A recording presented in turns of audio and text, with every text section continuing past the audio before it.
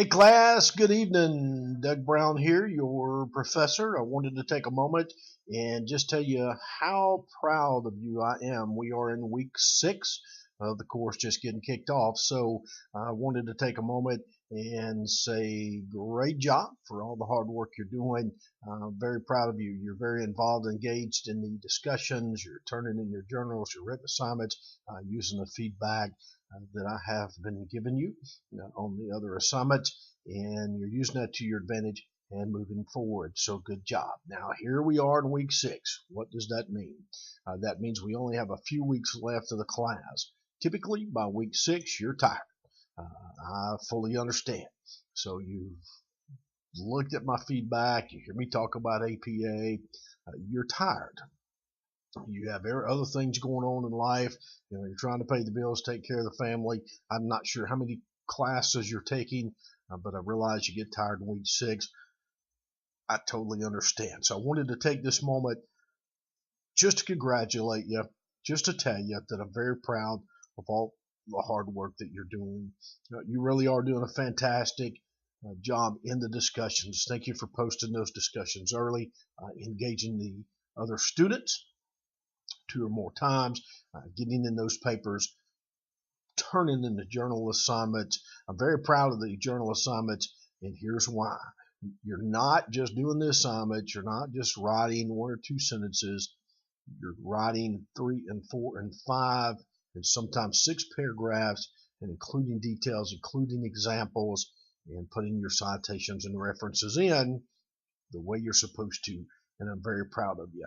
We really have a great class. I'm very proud of each one of you for moving forward and using those tips and using that information to really understand the material and really to move forward. So no big deal. Don't want to take up a lot of your time tonight. I just want to tell you that I'm proud of each one of you. Thank you so much for all the hard work you're doing. And I also want you to take advantage of me. I want you to reach out to me, call me, send me an email. Let's talk on Skype if we need to, and I will do everything that I can to help you. Let's talk about the final again. I know I did the short video on the final, but I want to mention it again. It's a little bit different type of paper that you're writing. So we're not doing the short papers that we've done. It's a briefing. So use that Air Force report, that briefing report that I've put together, the Air Force report, if you would, to give you some ideas. So what you're doing is you're briefing, putting together a briefing that you would present in front of an audience, if you will. And you're going to talk about a different group. You're going to talk about terrorism or whatever the topic is you've picked, whichever group you've decided to talk about, and you're going to offer some background information on them. You're going to do your introduction. You're going to give information about your the body, if you will, the important information about this particular group, and then you'll conclude that and then offer your references. So it's a little bit different type of presentation, but I want you to go ahead and do the APA cover sheet with running head. Remember, H in head is lowercase, not uppercase. So running head, whatever the title of your paper is, the title next to running head is all caps. Include the page number on there as well, if you don't mind. And doesn't have to be perfect. I am, looking for you to do the best job that you possibly can. And obviously that's just a small part of it. So go ahead and try to get as much information as you can. Now, the big thing that I've been seeing is not citing the work of others.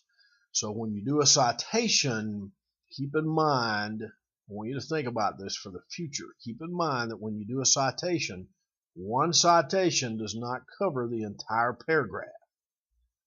Each and every statement that you make, information that you get from somewhere else, statements you make, you have to support that with a citation. Again, I'm not going to require that here, but I want you to be aware of this and just start practicing now, because it is not uncommon. It is not uncommon in a 5 to 6 page paper to have 10, 15 citations. Not uncommon. You can even have it more, depending on the course that you're in. Right now, I want you to get used to those citations to understand how APA works. So I'm not focusing so much on you doing it each and every time. Some of you already are, but just keep in mind that is common. So in one paragraph, you may have 5, 6, 8 different citations. Okay, so I want you to try to find research that's relatively current. That means 5 years old or newer. Now you can use other information, that's fine, but just try to find that current research as much as possible. If you find old research, that's fine too. Please remember, no wikis, no encyclopedias, no dictionaries, anything like that. I want you to use peer-reviewed information that you find in the library from the sources that I've given you in the folder there on the course menu. There's a whole bunch in there. You don't have to use those, but you can find other examples if you want to. Also try to use the final project layout. There's a folder in the course menu. Take a look at that if you have time. And really focus on getting started on the final project. Again, as I've mentioned before, I have found that students that start early on the final project and use my tips and use my hints, when you use those tips and hints, you typically score a high grade, often 100%. Check your spelling, check your grammar, make sure there's commas are in there, semicolons are in there, etc., so that I don't identify that and deduct.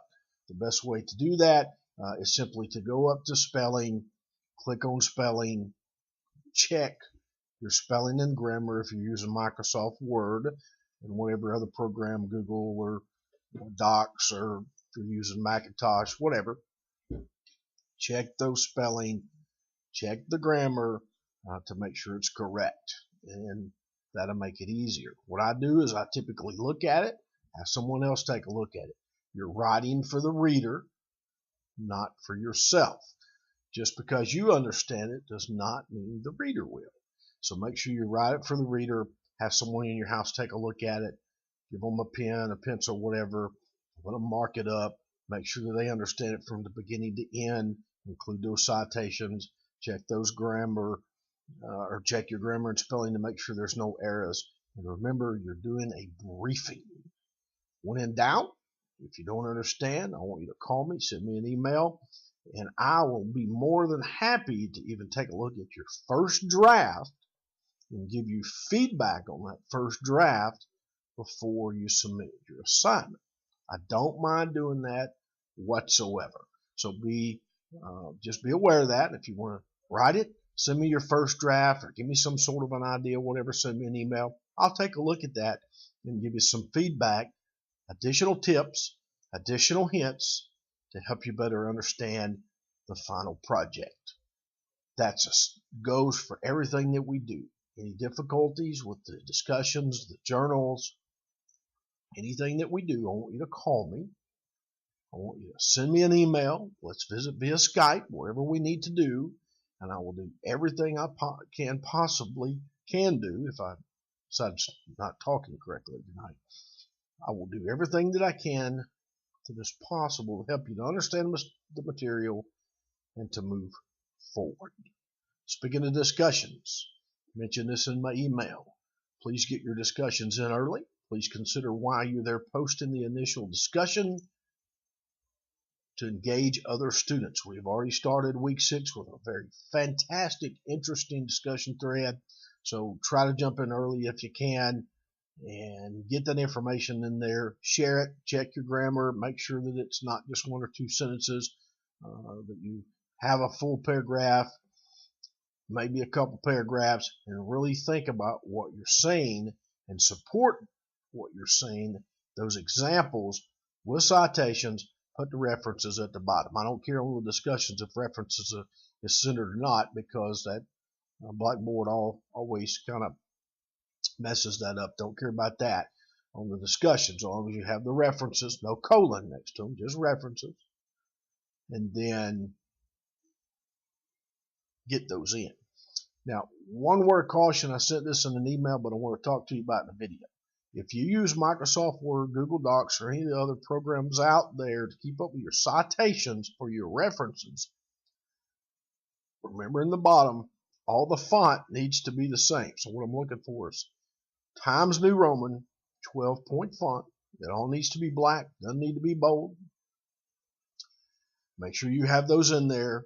You'll have to change it up a little bit because Word puts them in a certain kind of way, and it's always larger and a different color and that sort of thing. So you have to change it. So it's not bold. It's not anything but Times New Roman 12-point font. Okay, so make sure that you have that in there. Make sure that it's plugged in correctly. Check your references to make sure that they are hanging indents, if you don't mind. Now, getting back to material, really focus on the material. Make sure you're looking at the rubric, reading the instructions, and really focus your discussions, your journal entries, your papers on what the instructions or what the rubric is calling for. Trying to be detailed, trying to be concise, trying to be clear and on point with the discussion.